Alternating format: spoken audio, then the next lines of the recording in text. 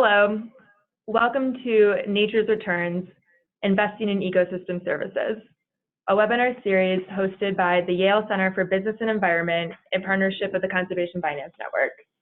My name is Allegra Rockledge, Program Coordinator with the Conservation Finance Network, and I will be your host for today's presentation.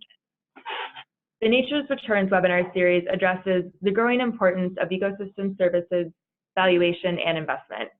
Each presentation is recorded and available on YouTube and Yale's iTunes U channel. Today, we're presenting a special edition of our webinar series titled Harnessing Private Investment Capital to Accelerate and Expand Land Conservation, the Role of Impact Investing, which is being presented in collaboration with the International Land Conservation Network, who we'll hear from momentarily. Over the past century, the public sector was the predominant funder of land conservation projects, creating national parks, national forests, and wildlife refuges in countries around the world. More recently, inventive conservation finance practitioners have discovered myriad ways to bring private capital to the effort. For example, funding for-profit mitigation banks and providing impact capital to fund the acquisition and stewardship of working forests and farmlands. This webinar will explore several of these private and civic funding models in depth. I'll now hand it over to Laura Johnson for her to introduce herself and the International Land Conservation Network. Over to you, Laura. Great, and thank you very much, Allegra. Welcome to everybody, and thank you for joining us. It is a real pleasure for those of us from the International Land Conservation Network to be partnering today with the Conservation Finance Network and with the Yale Center for Business and Environment. And I especially want to thank our panelists, from whom you will hear a lot more in the next hour, but they do represent people with extraordinary breadth of knowledge and experience in the area of impact investing. So I think you'll be learning a lot and have an opportunity at the end to also ask the panelists questions.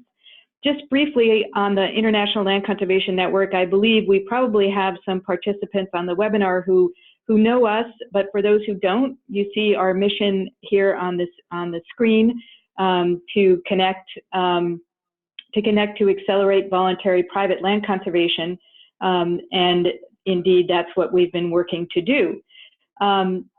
We essentially got started in 2014 through our work out of the Lincoln Institute of Land Policy in Cambridge, Massachusetts in the US, but we have steering committee members from all over the world and indeed participants from all over the world.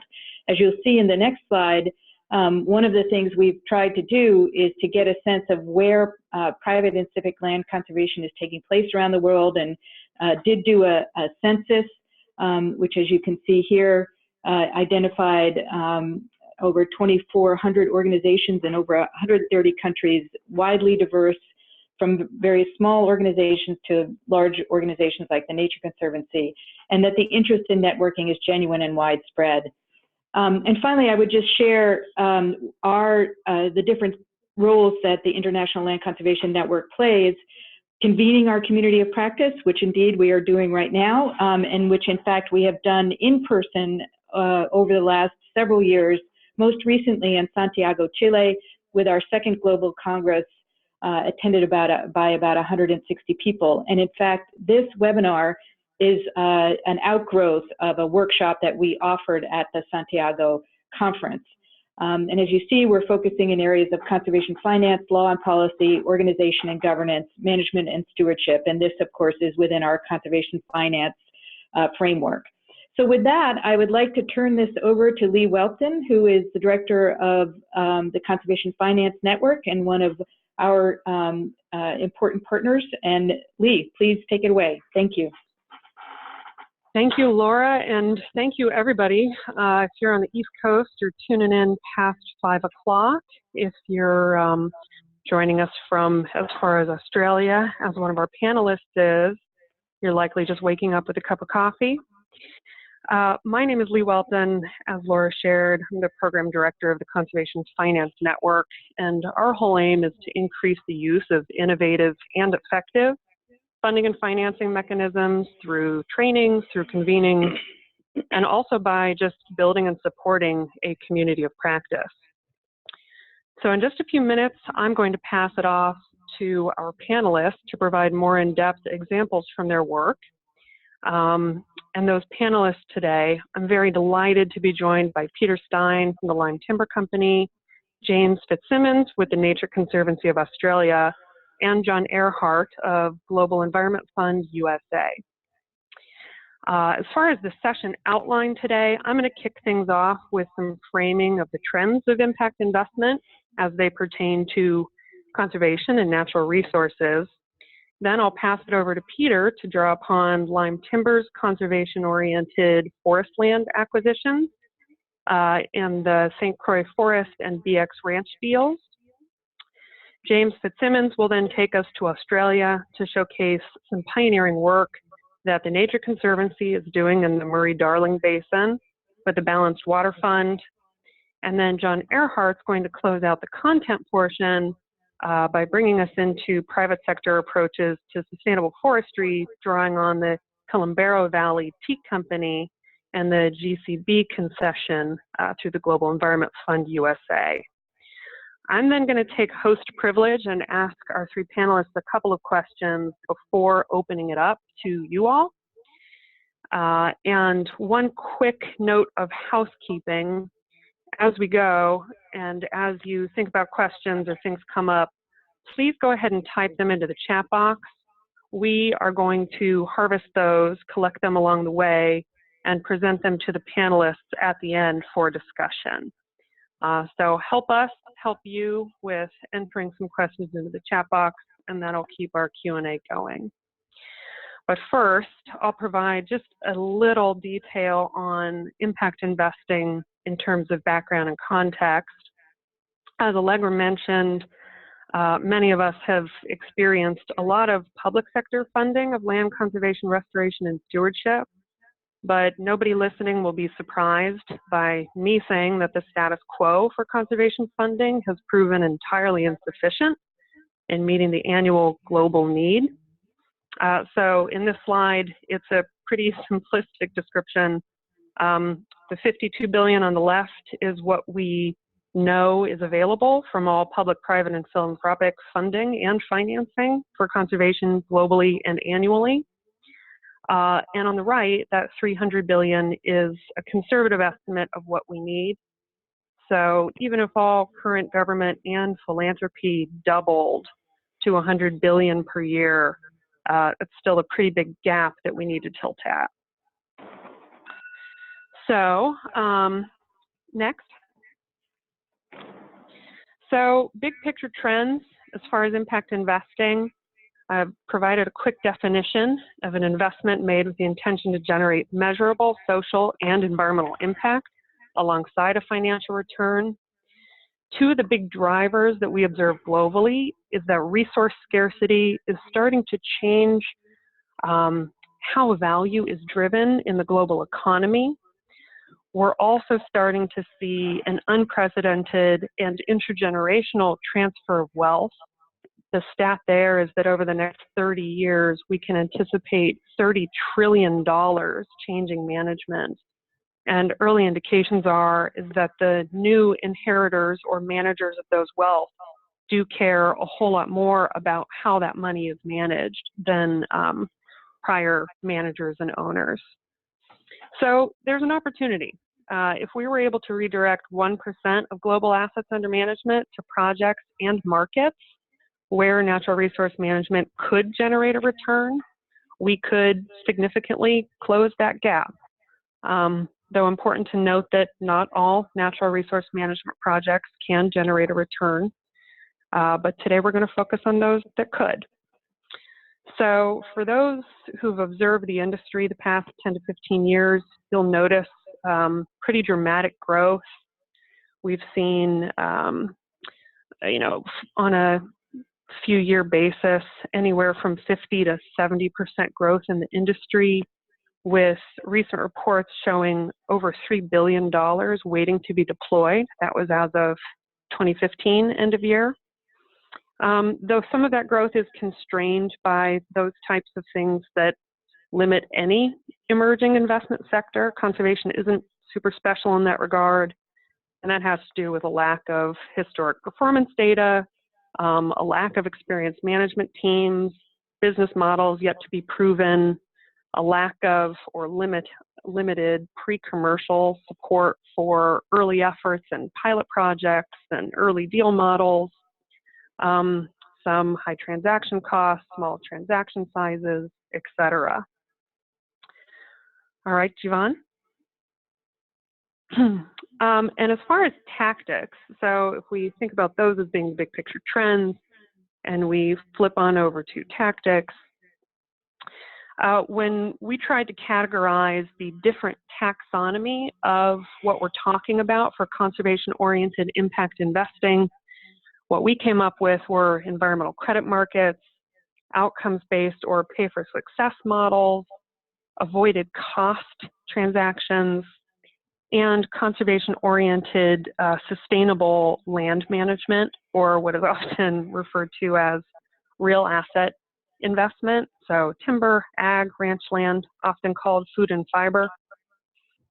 And we also observed a number of additional tools, particularly in the US, that incentivize conservation management practices, though some of these are applicable outside of the US.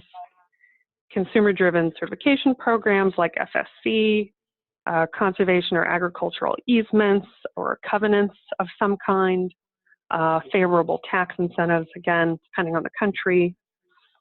And I think overarching all of this, it's just important to note that no matter the tool, a really important focus is that someone at the end of the day has to pay for the environmental good or service. And so whether that is a municipality, a taxpayer, a consumer, some regulated entity, all of these models generally involve some ultimate buyer of the conservation value. Next. So I'm up against my time here, but I'll just share quickly the range of investment categories. This slide is meant to speak to the different categories from those like traditional gifts and grants over on the right bottom edge of the axis, which return no capital, 0%, to those that try to generate market returns by screening out things like tobacco stock. So you'll see socially responsible investment. And this is just meant to convey that there is a range of categories and the money behind it in terms of return expectations. Some of the people we're about to hear from, in fact, blend multiple types of these monies. But just to convey that not all approaches are quite the same. There is a spectrum that has to do with the level of desired financial return as well as the mission alignment of those dollars. And with that, I will hand it over to Peter. Take it away. Well, good afternoon or good morning, depending on where in the world you are. As Lee indicated, my name is Peter Stein. I'm one of the managing directors of Lime Timber. I was lucky enough to try this panel out on 100 or so folks in Santiago in January, and I'm sure that the four of us will do a better job this afternoon. But Lime Timber is a timberland investment management organization. The acronym is TIMO, T-I-M-O, and this really developed 20 plus years ago when the, if you want to advance it, when the integrated forest products companies began to divest their forest land, their timber holdings, and concentrate their capital in the added value work of processing fiber and timber into more valuable products. So every one of the large integrated publicly traded paper companies in the US and in Canada, for that matter, did one of two things. They either sold off their timberland or they converted it into a different corporate structure, typically in the form of a publicly traded real estate investment trust. But what this did for the very first time really was allow land conservation to happen at a much larger scale. Since property had not been trading at a large scale, even though we all listened to conservation biologists who told us to work at the watershed scale, or the landscape scale, it was really hard to do that if there weren't any landowners willing to sell anything at that scale. Well, in the late 1980s, early 1990s, transactions at that scale began to happen. The other thing that happened, it was sort of a perfect storm, was that at least in the US, there was growing comfort with conservation easements, conservation agreements, conservation restrictions if you're in Massachusetts, covenants if you're in New Zealand or Australia or the UK. These tools, this less than fee, not owning all the rights, but only just owning the rights that are necessary to achieve the public purpose, those types of transactions became much more popular. And the third leg of the stool, so to speak, was that different sources, again in the US, different sources of public money became available to purchase less than fee interest, conservation easements, so to speak. And these sources were local governments and state governments. So up until the early 1990s, the predominant source of public money in the US for conservation were federal sources, and beginning in the early 90s and certainly current today, particularly with the federal administration we have in Washington, DC at the moment, the predominant source of public money for land conservation, natural resource conservation in the US are state and local governments. Next slide. So lime timber was doing impact investing before there were impact investors, and about 12 years ago or so, we woke up and realized, oh, we're doing impact investing and we should start recruiting investments from so-called impact investors.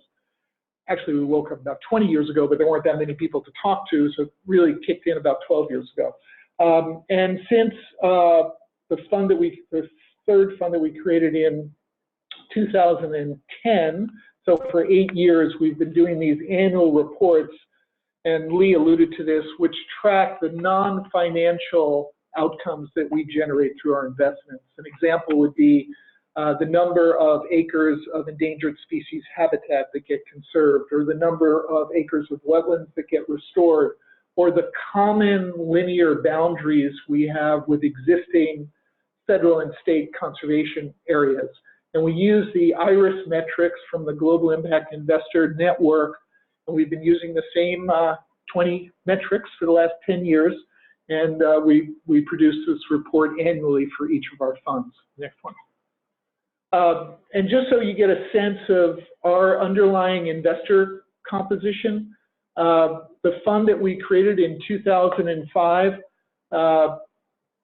we had very few impact investors. That was a $65 million fund, and about 10% of it came from impact investors. Fund number 2, which was vintage 2010, fund number 1 was vintage 2001, fund number 2 was vintage 2005. That had a larger share, but still modest, of impact investors. Fund 3, we got to 40% impact investors. That was the one that was vintage 2010. And the fund that we're just about done investing, Fund 4, more than half of the capital came from self-identified impact investors. So that just shows that there is, it used to be, I would describe it as people went to conferences, but they didn't make commitments.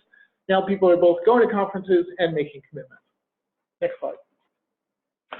To give you an example of how we put our capital to work, every state in the United States of America has done a state wildlife action plan. The highest priority landscape in the state of Wisconsin for conservation was in the northwest corner of the state, where 2 watersheds come together, the Brule watershed, which flows north into the Great Lakes, into Lake Superior, and the St. Croix watershed, which flows southwest into the Mississippi. The land in gray, outlined in red, is the land that was acquired by Lime Timber in partnership with the Conservation Fund and with its Wisconsin chapter of the Nature Conservancy.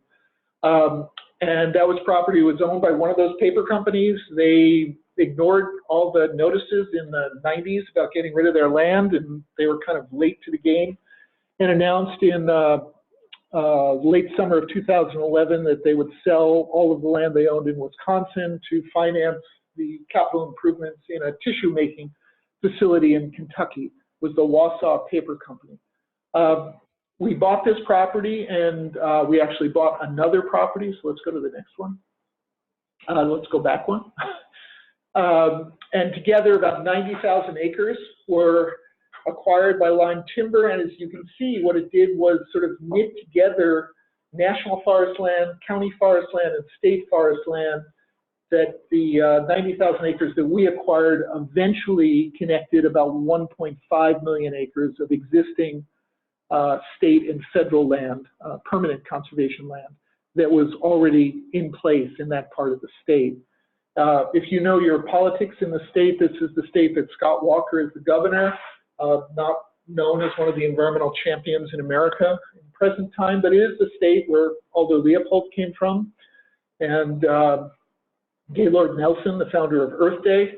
So there is a history by the citizens of supporting land conservation, and there is a dedicated program in the state of Wisconsin, the Knowles Nelson Stewardship Fund, which pays for conservation easements. And through 3 separate transactions, we sold about 90% of this land to the state in the form of conservation easements. We retained the non-easement portion, so we retained the right to harvest timber and do carbon credit sales and things like that, but we extinguished all the development rights. We also extinguished the subdivision potential of the property. It can't be divided into small tracts, and we were required to maintain Forest Stewardship Council certification of this property.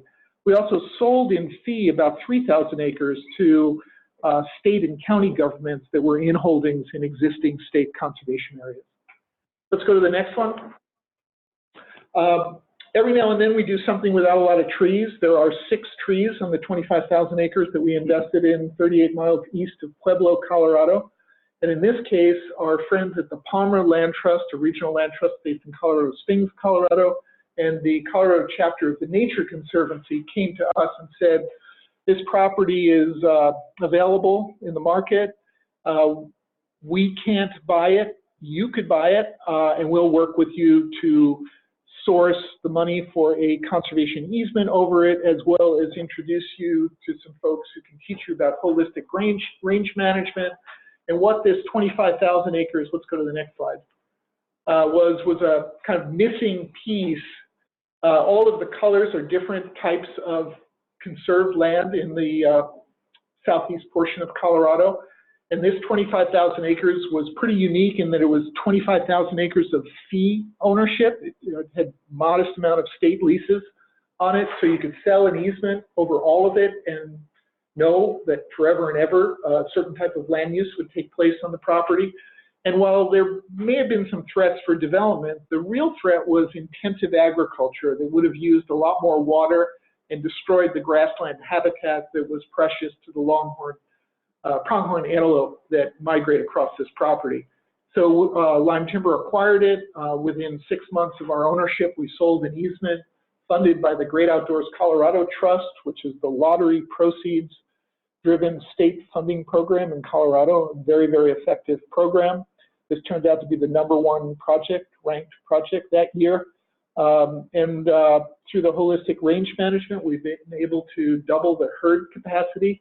And our exit strategy will be to demonstrate cash flows for another 2 or 3 years, which we're doing quite well, and sell it to a neighbor who can get financing from the farm credit system to acquire the property from us. So those are just 2 examples of how private investment capital, in partnership with conservation NGOs, were able to work at a pretty large scale to focus on connectivity and large-scale land conservation in 2 very different parts of the United States. So I'm going to end there.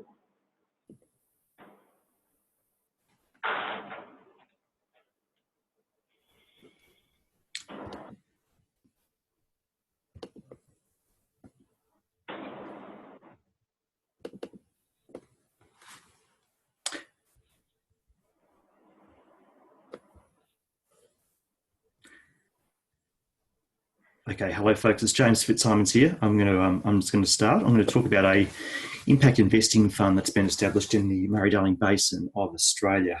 The really basic premise of this fund is that the fund buys and sells tradable water rights to make a profit for investors, but some of those rights in the form of, I guess, water rights or certificates or hard cash goes back to the environment to water wetlands in this part of the world. So I'm going to flip through, if I can get my screen working here.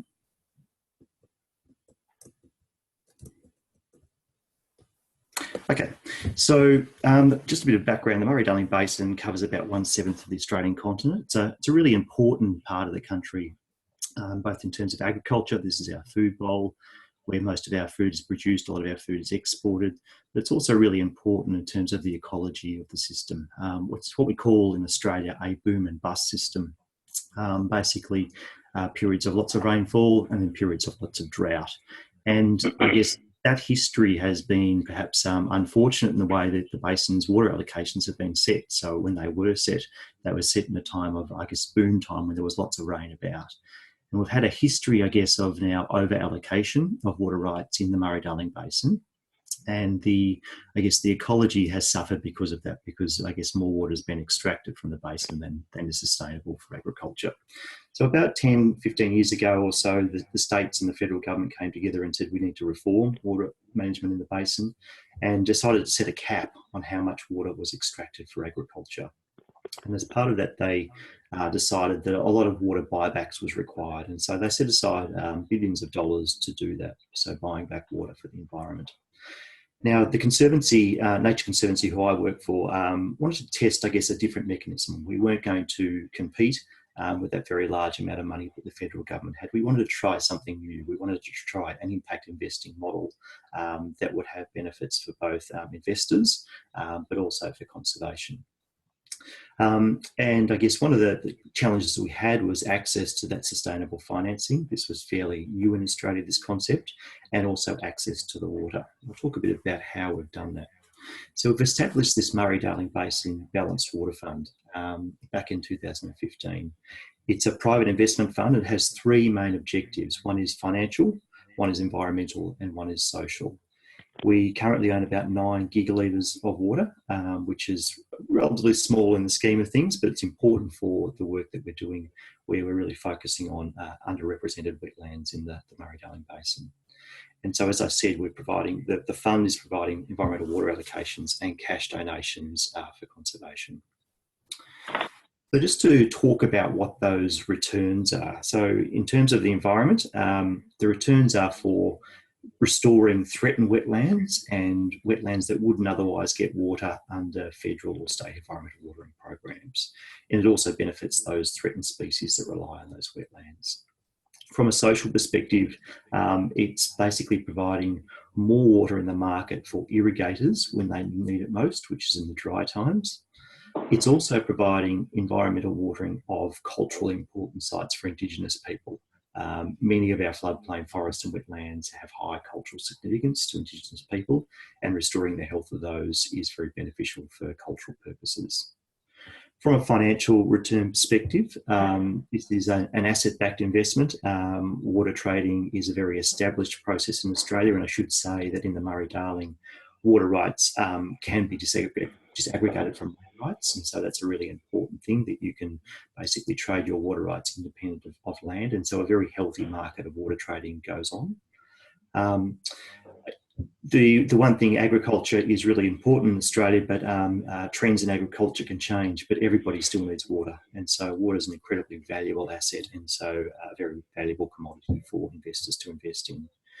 We're predicting this will return about 6.5 to 10.5% per annum over the 10-year period. So from a financial return, how does it work from an investor? So basically the water gains value by capital appreciation in those water entitlements. Value is gained by leasing the water entitlements on perhaps an annual basis or a short-term basis. But we can also sell those water allocations. And so basically the idea is that you buy water rights when it's a wet season, and therefore rights are cheap. You sell them when it's a drier time and it's higher demand and therefore more expensive. And that's how basically profits are made. In terms of the environment, water allocations are given to a separate trust, which I'll talk about soon. And that basically the idea is that either water rights, hard water rights, get used for the environment, or cash is donated in times where there's not a lot of water rights available. As I said, we're not trying to compete with the federal and state environment programs in their watering of large floodplain systems. We're here to really focus on niche areas of underrepresented wetlands, usually on private land in particular. So for those that are familiar with environmental watering in Australia, you often think about watering when it's very dry. These are emergency watering events to keep wetlands alive. The system we're working on is different. It's counter-cyclical. The idea being is that in wet years, wetlands get more of the water from the fund, and in dry years, more of the water is made available to irrigators.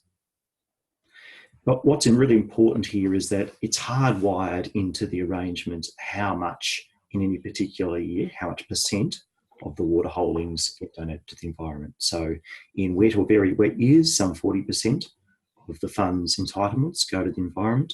In very dry years, it's only 10%. And this is determined by an independent body, the Murray-Darling Basin Authority, and their predictions for what the year ahead is going to be. Where does that water go? Where does that cash go?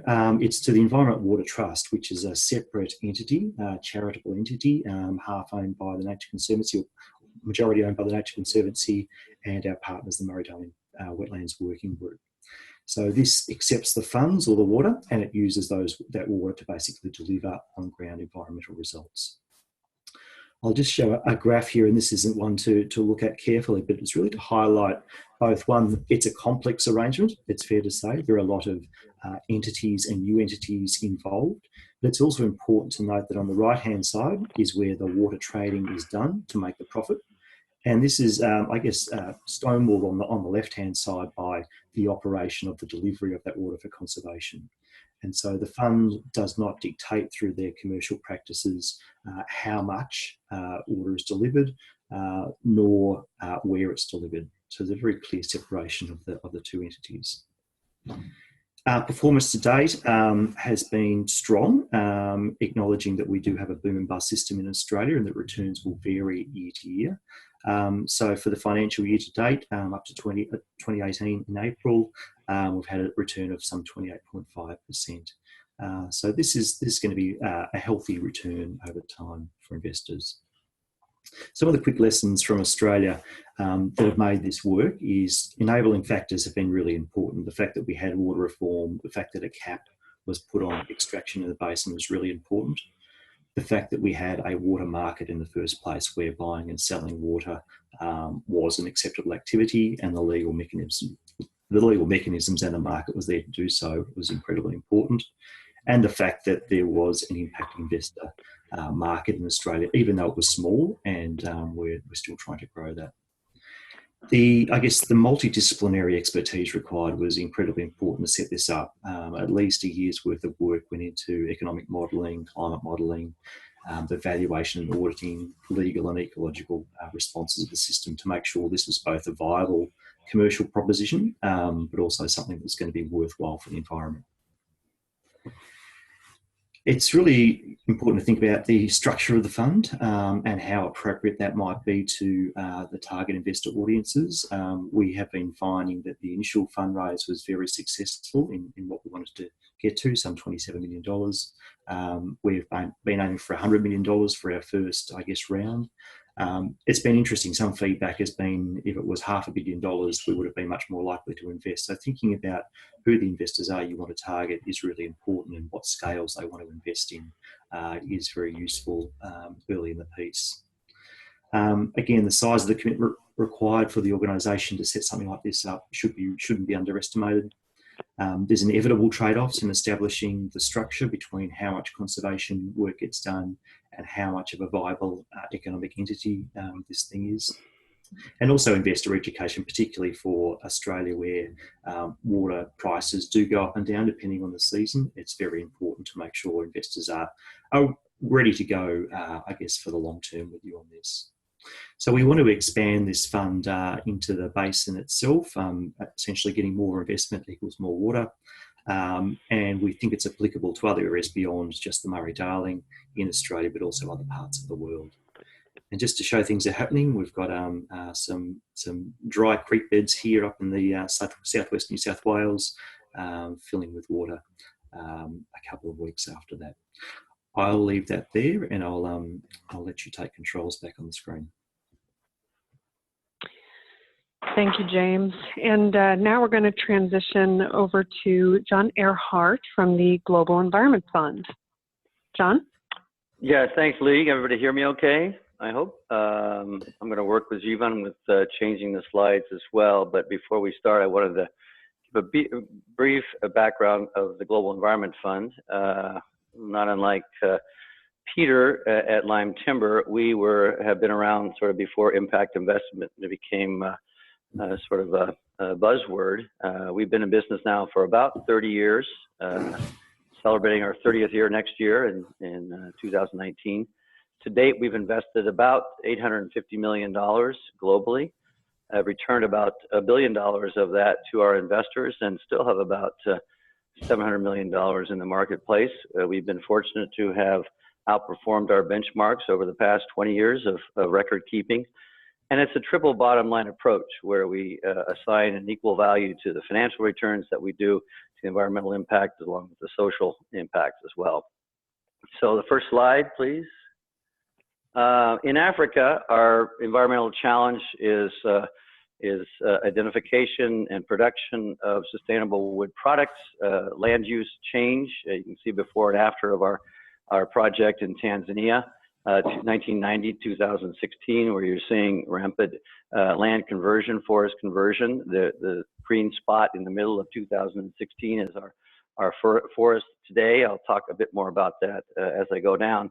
But the environmental problem that we're hoping to address in Africa is the acute shortage of sustainable wood supplies. Africa is the largest consumer of wood products of any continent in the world, 90% of which goes into fuel wood for cooking and heating. Deforestation and land use change is an acute problem. And the big question that we're trying to address is, where will sustainable wood come from in the future? Next slide, please. In 2010, the Global Environment Fund started something called the Africa Sustainable Forestry Fund, our first dedicated Africa forestry fund. We raised about $160 million, of which 130 has been invested to date. We have 6 portfolio companies in 5 sub-Saharan African countries, managing approximately 100,000 hectares of FSC certified sustainable plantations and about 55,000 hectares of permanent conservation lands that are scattered within the plantations themselves. So a total area of about 155,000 hectares. And separate from the plantation side of the business, we also manage a huge, what I consider to be a massive forest area in Central Africa, a 570,000 acre native forest concession in Gabon, and I'll speak to that a little bit more. We have the industrial facilities within the fund to do value-added processing locally, and the vast majority of our wood products go into the African marketplace. We employ approximately 9,000 full-time local employees. But we recently closed a second ASFF Fund 2, which we're hoping to launch later this year, with the goal of getting to about $200 million to continue our sustainable forestry investing. Next slide, please. This is just a quick map of Africa showing where our portfolio companies are found. We're in 5 countries: Gabon, Uganda, Tanzania, Swaziland, and the Republic of South Africa. Next slide, please.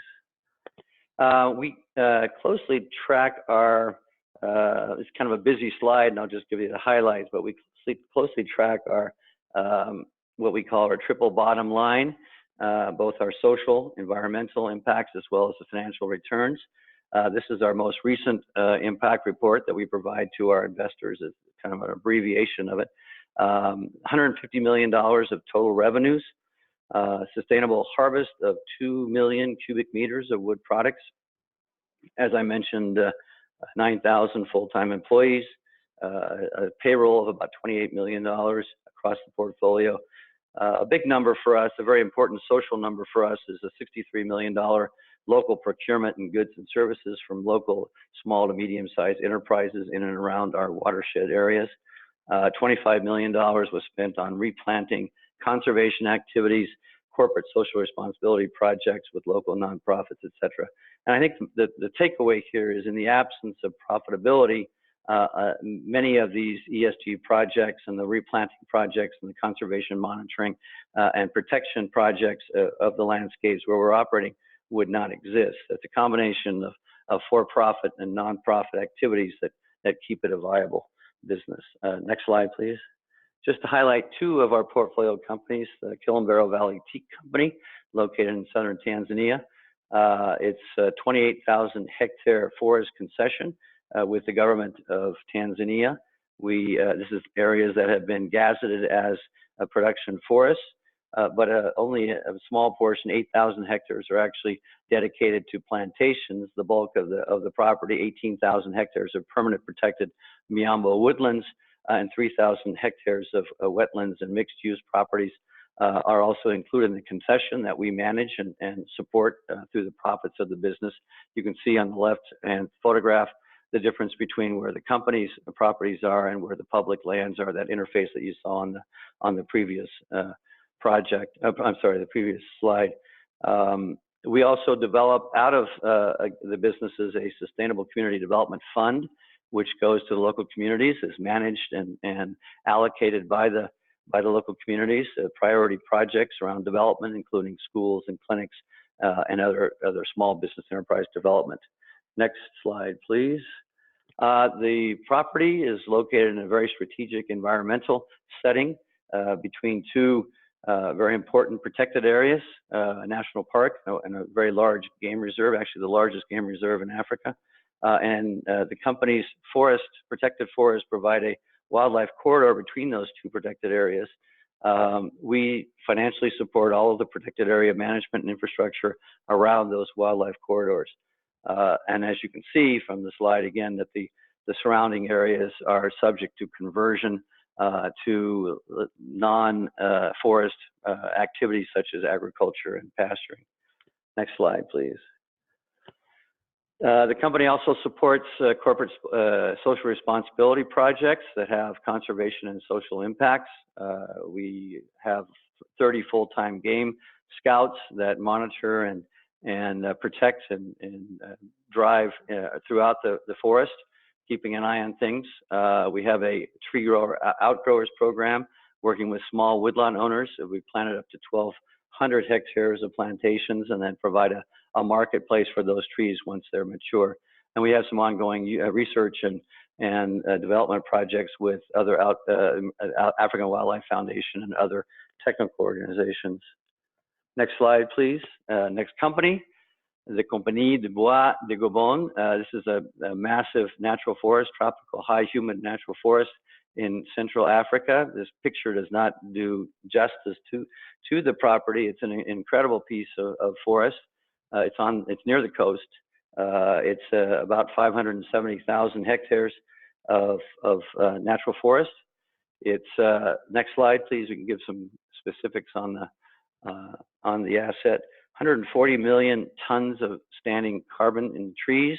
World Wildlife Fund estimates there's a population of some 15,000 elephants in the forest concession. We harvest about 10% of biological growth annually throughout the forest area. We have a sawmill and a veneer plant to add value at the local level. It's estimated that about 2% of the total area is affected by harvesting activities annually, and we do a selective cut, about 1 to 3 trees generally harvested per hectare.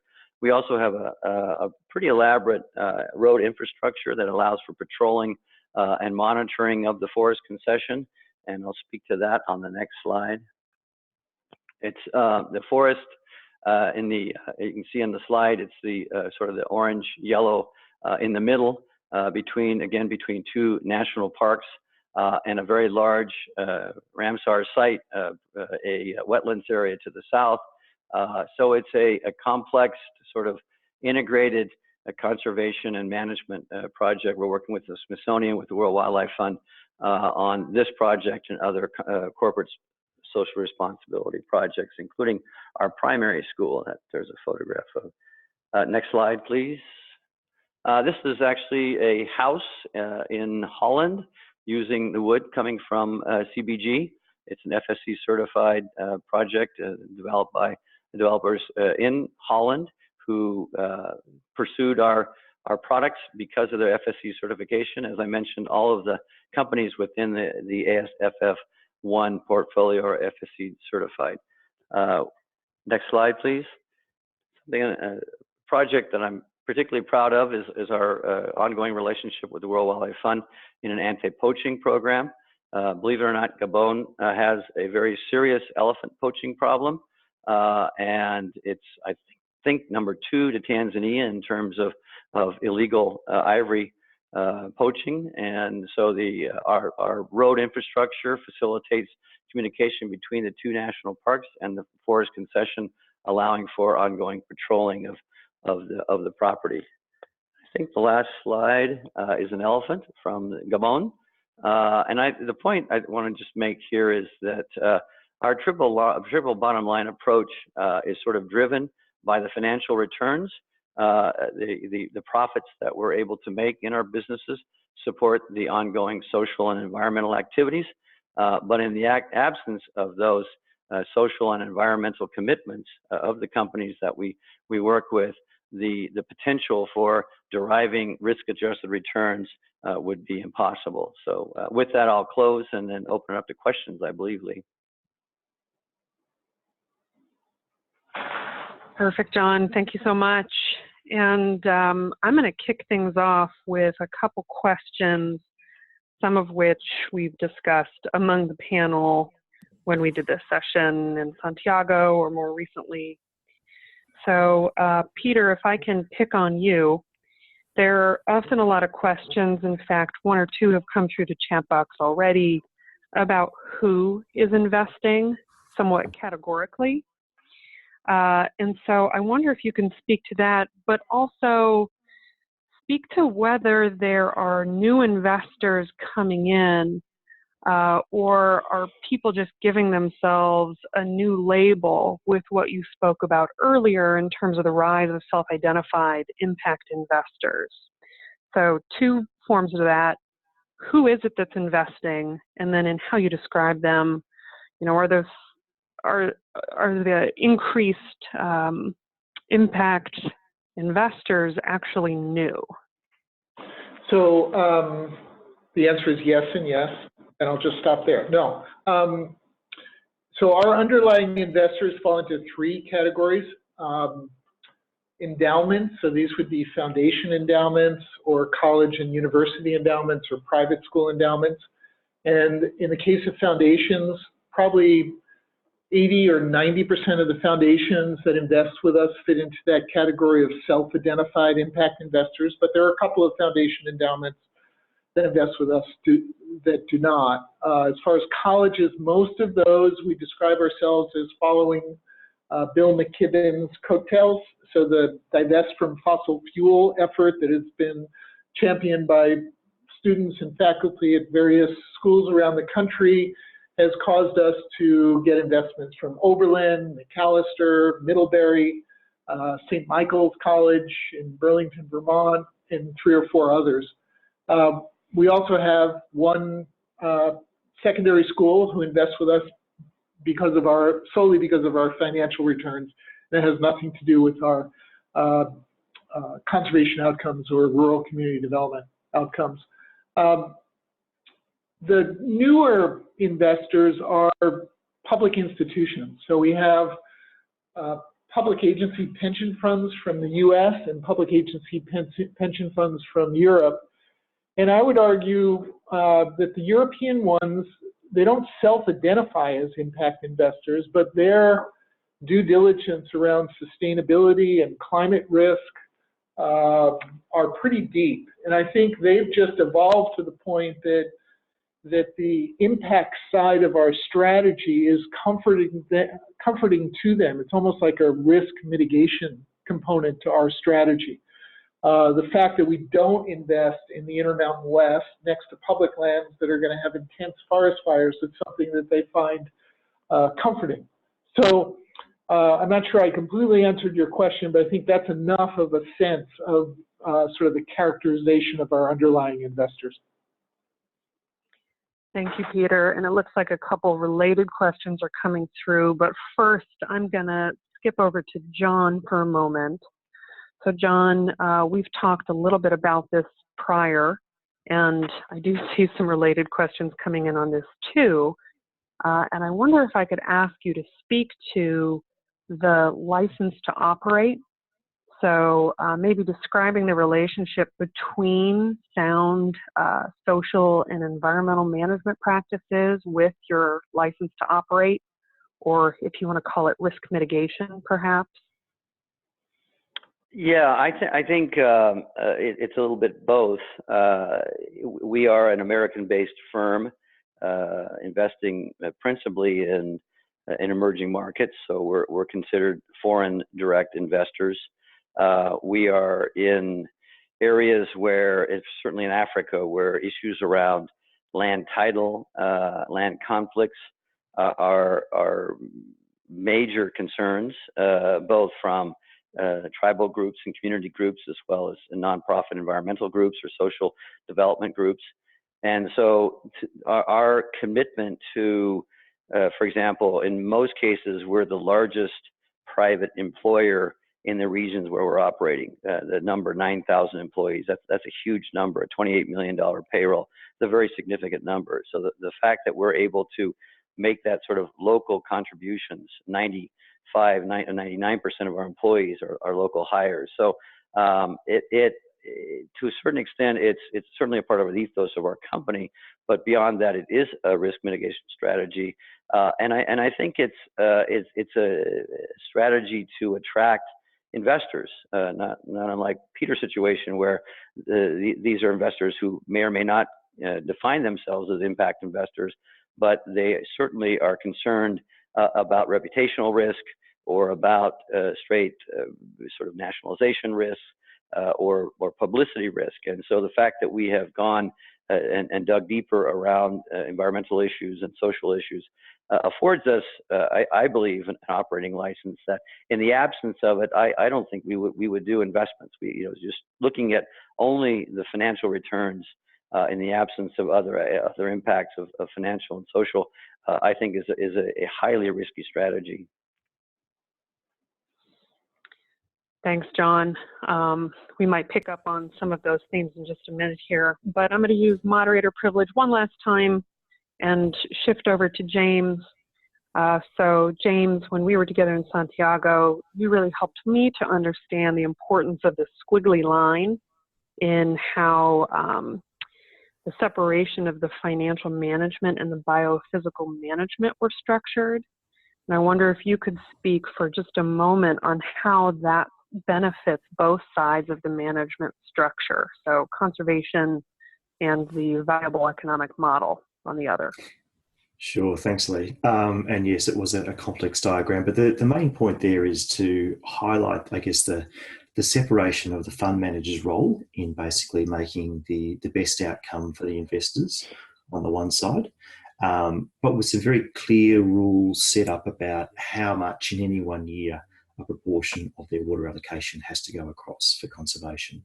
So the fund manager is able to go and do that, the wheeling and dealing and buying and selling the water to make the maximum return for investors, knowing that a set amount has already been allocated for how much has to go across to conservation.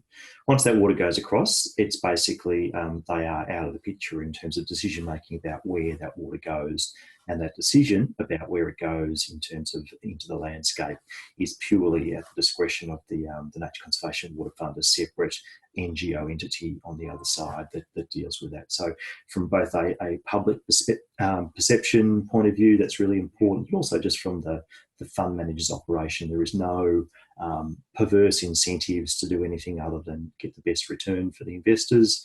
And because it's hard right into the arrangement early on, they know how much is coming out that's going to the Environment Water Fund as well. Thank you, James. Important to understand how the structure also safeguards, I think, those aspects of biophysical management. So a quick note on housekeeping. We are coming up to the hour, 6 p.m. if you're on Eastern Standard Time in the U.S. We still have the ability to keep the webinar open for questions, though we do understand that some people will need to drop. So we'll give a fair attempt to get through a number of questions here. And if you have the time to stick with us, please do so. I'm going to jump right in. Their question came through, if one of the panelists could share examples of where a government unit has, through the use of public property, generated revenue or profit for the government unit through private investment, public-private partnership models. So the example they cite is a for-profit mitigation bank built on public property with private investors sharing with the agency some kind of a revenue model from credit sales. Peter, do you want to take a stab at that one? Yeah, that has almost happened. Close, with both the U.S. Forest Service and with the National Park Service. It's not exactly a mitigation bank, it's permittee responsible mitigation. We're sort of getting into the weeds of how wetland mitigation occurs in the U.S., but it was Forest Service land that was restored with private investment capital, not an ongoing revenue source, but a capital investment in restoration that would not have happened absent the regulatory framework for wetland mitigation under the Clean Water Act. There are pilot projects being defined right now where something much closer to the questioner's scenario is happening, both on national forest land and in New York Harbor for the National Park Service New York City Park Systems, which has 28 national park units, believe it or not, in the 5 boroughs of New York City. There is a very serious attempt to restore, to essentially grant a special use permit to a for-profit mitigation bank investor in Jamaica Bay that will restore degraded wetlands, and part of the financing will come from credits that the Port Authority of New York have to buy for a runway extension at John F. Kennedy Airport. So you should just, whoever asked this question should pay attention to what's going on both within the Park Service and the Forest Service in the U.S. Lime Timber had an example in South Carolina where a unit of government was the beneficiary of both restoration and conservation easement, in that the Wetland Mitigation Bank was an inholding in a state wildlife area in near Myrtle Beach in South Carolina. So not ongoing income, but the capital expense that should have been paid for by the state of South Carolina, of course they didn't have any money to do this, was made up for by private investment capital. Thanks, Peter. And I think we're going to transition from the U.S. legal context to a question that attempts to get beyond some of those things that make the climate for this a little bit easier in the U.S. So a specific question for you, Peter. In your 2 examples, what was the relative proportion of investment from private, government, and philanthropy? This is coming from our friend Marnie in Australia. And a follow-up to that, if you could, as you answer that, also explain how tax incentives were associated with the easement for those who don't have the benefit of tax incentives in their countries, to help them understand how that dynamic would play out. For the 2 examples I gave in the states, one being in northwest Wisconsin and the other being in southeast Colorado, so the capital outlay to buy the property in Wisconsin from the paper company, from Wausau Paper Company, was $32 million. $21 million came from Lime's fund, so equity from our limited partners, our investors in our fund, and $16 million, a little more than $16 million, was a loan from the conservation fund. They provided financing for the purchase. And the understanding with regard to the repayment of that loan is the conservation easement proceeds, the money paid to us by the state of Wisconsin that they sourced from their own fund and partially from the Forest Legacy Program of the U.S. Forest Service, that would be used to pay off the loan to the conservation fund, and it more than did that. and then the balance was a return of capital to our investors. At the end of the day, 40% of our return came from the conservation easement transaction, and 60% came from a mixture of timber harvest proceeds while we owned the property and the resale of the property to the next owner. In Colorado, it's about $1.5 million of conservation easement proceeds came to us. In, as you can tell, lime timber only does complicated things. Colorado has a resellable state income tax credit, and this is where I'll attempt to answer the second part of Lee's question. Conservation easements, if they are donated, if they're gifted by a landowner, are the landowner is entitled to a federal income tax deduction, and in the state of Colorado, you're also entitled into a state income tax credit. Because I told you there were endowments, tax-exempt investors in lime timber, we have no use for either deductions or state income tax credits. We don't; those investors don't have state or federal tax liabilities to worry about. But in Colorado, there's a secondary market, so you can actually it's fungible. You can sell the state income tax credit to a Colorado taxpayer who needs that to pay their state income tax. So we did do a bargain sale of the easement, but we didn't file or claim any federal income tax deductions. All we did was resell the gift portion of the conservation easement sale in Colorado to another Colorado taxpayer, and that's how we got $1.5 million.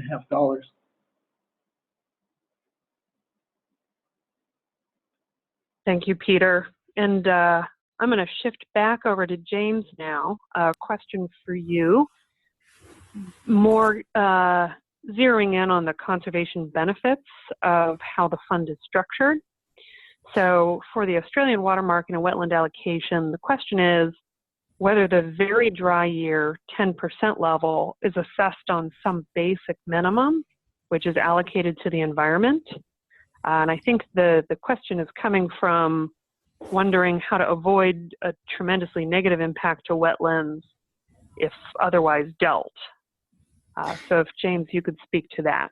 Sure. So again, remembering the Australian Murray-Darling is a boom-bust system, and these systems naturally wetted and dried. Indeed, the Murray River, our main river, actually dried out in dry times as part of a natural process. So our ecosystems are adapted to very wet years and very dry years. So having a wetland in a dry year, it might look bad, but it's actually a natural response. And so what we're trying to do with the fund is to mimic that natural response, to provide more water when it's wet and less essentially when it's dry. So that in itself isn't a huge deal ecologically. Obviously the system has changed and there's less water in the system now with infrastructure and the like there.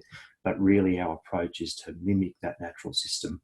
Where we're getting the environmental benefit is that we're watering wetlands that wouldn't typically get water through federal and state environment watering programs. And as I said, the government's watering programs have a lot more money and a lot more water than we do. So there is obviously that serious baseline, science-based baseline of how much needs to go into the system from the government's approach. We're really complementing that by picking up wetlands that wouldn't otherwise get it on private land.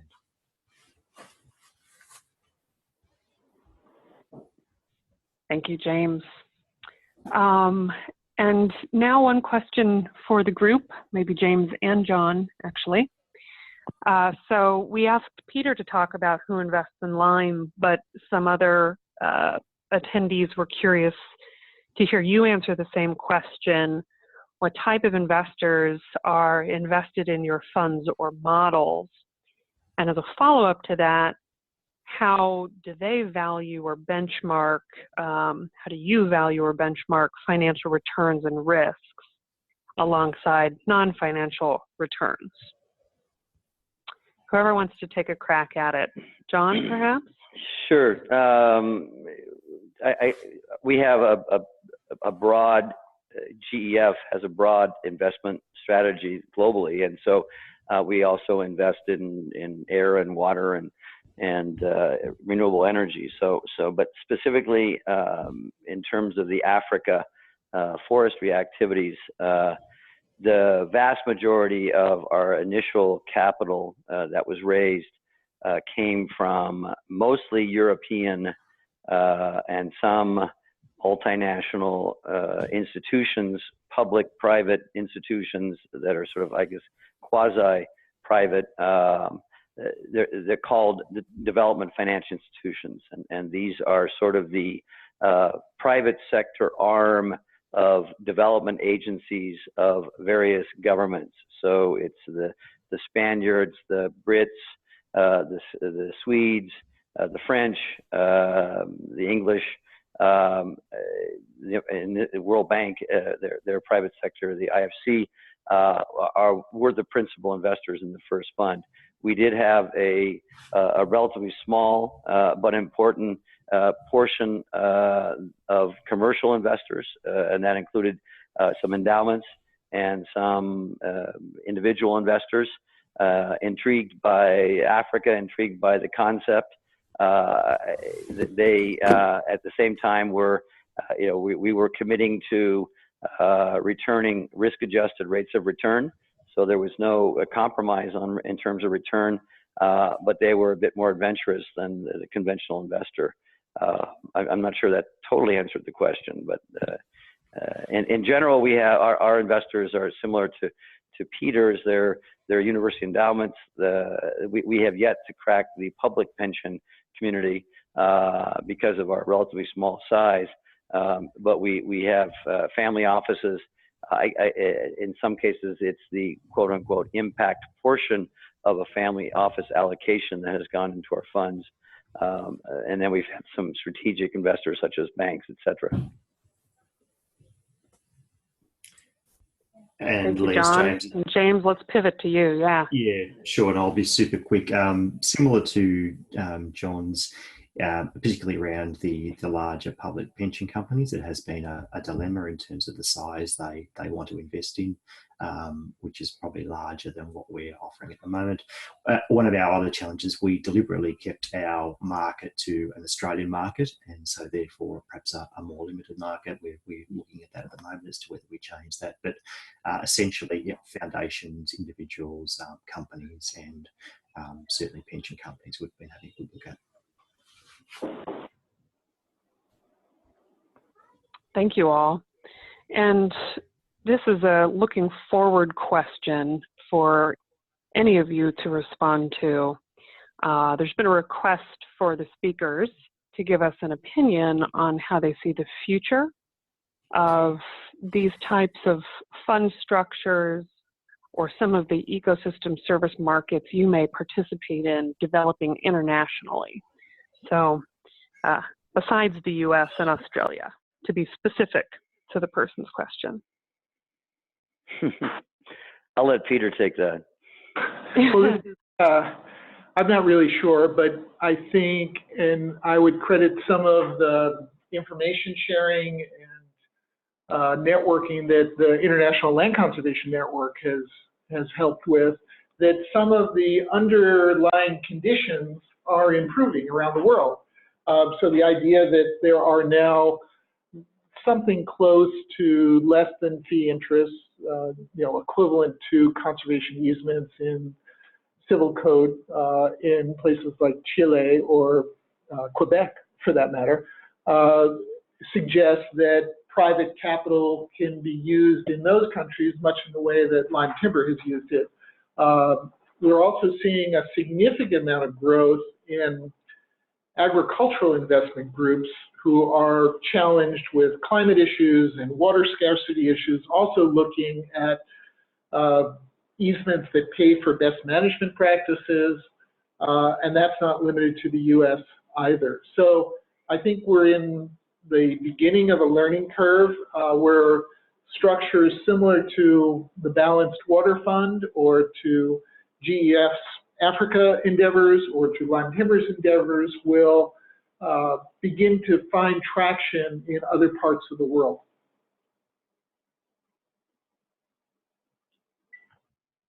James, John, care to layer on?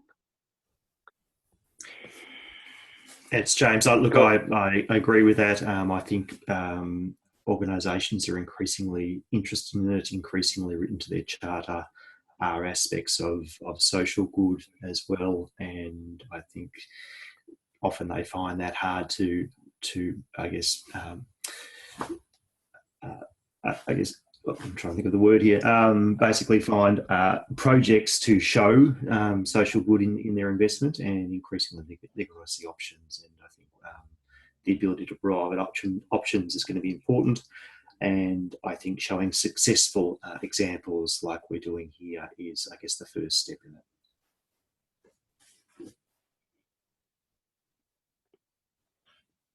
Should I comment as well, Lee? If you'd like to. Yeah, go ahead. I'm not, maybe I'm not as sanguine as my colleagues. I have a tendency to get cynical and somewhat frustrated about the rhetoric around a lot of the stuff that oftentimes does not translate into action or investments. At the same time, the fact that we're having these types of conversations, the numbers that you cited earlier in the conversation, the growth of the quote unquote sector, the impact investment sector, I think that there's keen interest, and whether or not ultimately that'll translate into dollars into projects or companies, I think time will tell. I know for us in Africa, I can think of sort of no greater triple bottom line impact than going into a place of scarce resources and having a huge impact. And yet for us, the fundraising and the development of our activities has been excruciatingly slow, and we've learned to deal with rejection quite frequently. I think there's still a gap between the rhetoric and the reality. Well, great. This is John. Go ahead, Laura. Sorry, John. It's Laura Johnson chiming in again from the International Land Conservation Network, and mindful that we've gone over time a bit, and I know everybody has busy things to do. We're going to wrap up at this point, but I just wanted to say on behalf of the International Land Conservation Network, great thanks to the Conservation Finance Network, to Allegra, who organized all this, and to Lee Weldon for moderating so effectively, also to the Yale Center for Business and the Environment for hosting us through their Nature Returns program, and especially to our very distinguished panelists. These projects are amazing, and the people and organizations who are doing them are amazing. I mean, I think John sounded an appropriate note of caution, but I also think James is right, getting more and more of these examples out there. These are pushing the envelope, and that we all know that the needs are great. So we hope that webinars and other opportunities like this to share knowledge and best practices will make a difference. So thank you all for being on it on behalf of the International Land Conservation Network. Thanks again to our panelists, and I'm going to turn this over to Lee to wrap us up. Thank you. Well, and by punting to me, I'm about to punt to Allegra, but I do want to note that for those who maybe we didn't get to your question, the Conservation Finance Network is in the business of making resources and information available on any range of topics related to the conversation today. So happy to provide more of that if or as needed. And Allegra, I'll pass it to you to wrap up. Great. Thanks so much, Lee, Laura, our panelists, Peter, James, John. Great conversation. And thank you to all of our listeners as well. We know we ran a little bit over, so we very much appreciate you all sticking around and putting in your really insightful questions. As a reminder, the recording of this webinar will be available on our YouTube and our iTunes channels, so please check back on those later when we get this uploaded. And as Lee mentioned, last but not least, be sure to check out the Yale Center for Business and Environment website, as well as the Conservation Finance Network website and our newsletters for more information on upcoming webinars. Thank you again for tuning into this conversation hosted by the Yale Center for Business and Environment in partnership with the Conservation Finance Network, and have a great day. Thank you all. Great. Well, thank you.